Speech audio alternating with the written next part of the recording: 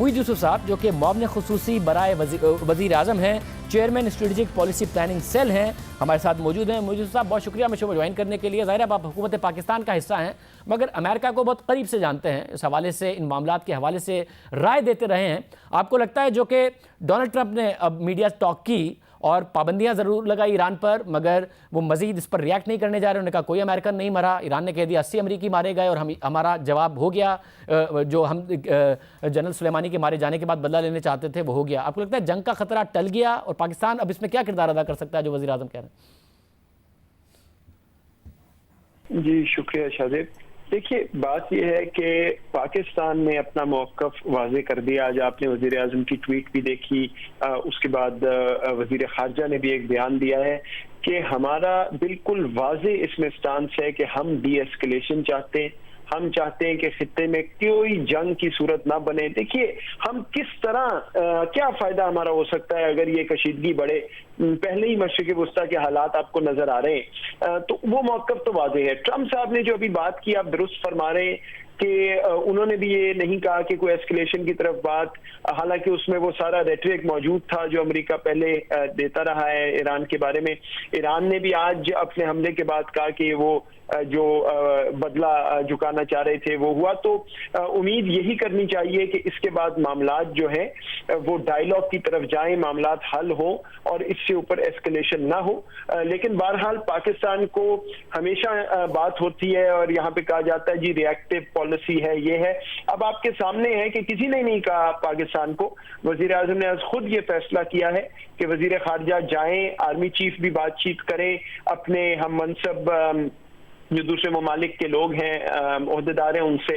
और उसकी वजह यही है कि एक आपको अब कड़ी शाज़ेब बिल्कुल नजर आ रही है क्लियरली, जो आपको पहले भी इससे नजर आई कि पाकिस्तान बारहा ये बात कर रहा है कि जहां भी हम कोशिश कर सकते हैं कि मामलात को ठंडा करें, ब्रिजेस को बिल्ड करें, साजिशी का किरदार अदा करें कि खित्ते में अमन आए, वो अब हमारा फोकस है पॉलिसी का। तो ये एक बहुत बड़ा पैराडाइम शिफ्ट है जिसको मेरा ख्याल है बदकिस्मती से वो तनकीद का भी पहले निशाना बनाया गया है, लेकिन इन द लॉन्ग रन आप ये देखेंगे कि जब ये एक एस्टैब्लिश पैटर्न आपको नजर आ रहा है और आता रहेगा तो दुनिया में भी पाकिस्तान का मेरा ख्याल है वकार और इंपॉर्टेंस बढ़ेगी। और अगर पाकिस्तान किरदार अदा करना चाह रहा है तो आपको लगता है पाकिस्तान की ऐसी पोजीशन है कि वो किरदार अदा कर सके? और अगर अमेरिका राब्ता कर रहा है, खुद उनकी तरफ से राब्ता हो रहा है, ईरान, सऊदी अरब, इन ममालिक की तरफ से भी एक वेलकमिंग पाकिस्तान को रिस्पॉन्स मिले कि इस सिचुएशन को रिजॉल्व करे, तवक्को की जा सकती है? देखिए शायद इसमें दो बातें। पहली तो बात यह कि जब इतनी कशीदा सूरत हाल हो, मामलात इतने खराब हो, तो जाहिर बात है कि कोई मीडिएशन करता है, कोई बातचीत कराता है, कोई दोस्त सामने आता है।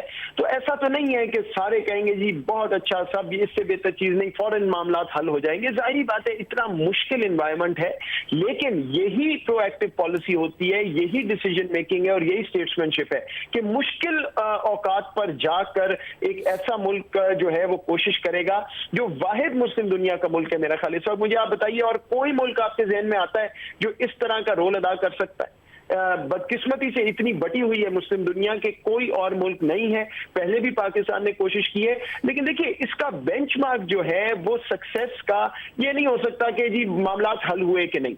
ये एक लॉन्ग टर्म प्रोसेस है। जो रोल पाकिस्तान ने अपनाया है वो कोई और इस वक्त मुस्लिम दुनिया में नहीं कर सकता। जब दुनिया में अमेरिका जैसा मुल्क जो है वो रीच आउट कर रहा है कि जी आप ये देखिए और मदद कीजिए, तो और हमें क्या और इसका चाहिए प्रूफ कि ये मामला जो है किस तरफ जा रहा है। तो मेरे नजदीक ये एक विक्ट्री है पाकिस्तान की कि अब दुनिया के ममालिक भी आ रहे हैं, हम आज खुद नहीं कर रहे, वो कह रहे हैं कि आके कोई मदद करे। बाकी ये कि जाहिर बात है वैसे मगर ये जो मदद मांग रहे हैं आपने कहा, वो कह रहे हैं कि मदद करें, वो सिचुएशन को ठंडा करने के लिए ही मांग रहे हैं, डी एस्केलेशन के लिए ही पाकिस्तान की मदद मांग रहे हैं?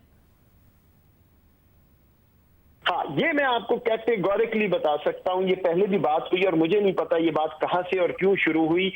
एक ही एजेंडा आइटम है, वो डी एस्केलेशन है। इसके अलावा ना कोई पाकिस्तान ने बात की है और ना मैं आपको हकीकत बता रहा हूं किसी और मुल्क को तवक्को है, क्योंकि उनको पाकिस्तान का इस वक्त स्टांस पता है। इस पे एक मंतक की बात है, पाकिस्तान नहीं चाहता किसी किस्म की एस्केलेशन। तो अगर कोई ऐसी बात करेगा भी तो जवाब ना में ही होगा, इसमें आपको किसी किस्म का शक नहीं होना चाहिए। और सच्ची बात यह है, ना किसी ने यह कहा है और पाकिस्तान ने एक ही बात की है کہ ہمیں ڈی ایسکیلیشن چاہیے اور اس میں جو رول ہم ادا کر سکتے ہیں ہم کرنے کو تیار ہیں۔ بہت شکریہ، محدود صاحب ہمارے ساتھ موجود تھے، اس حوالے سے تجزیہ دے رہے تھے۔ جنگ کا خطرہ امریکہ اور ایران کے درمیان ٹل گیا ہے۔